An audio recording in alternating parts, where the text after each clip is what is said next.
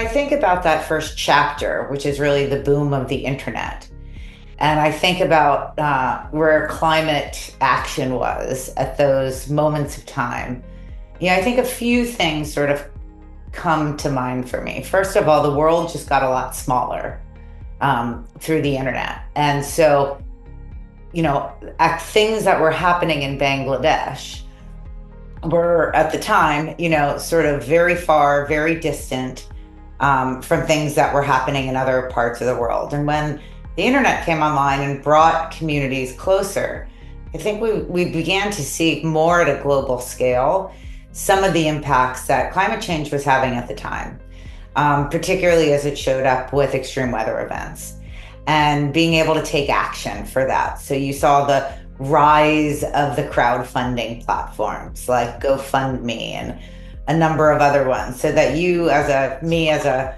executive in San Francisco could actually support communities in Bangladesh in a way that I'd never been able to do in that kind of a rapid environment.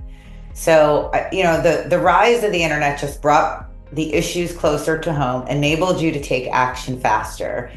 And then some of those sort of early companies built on using the internet to do those types of things for climate, both build awareness, collaboration, take local action, etc.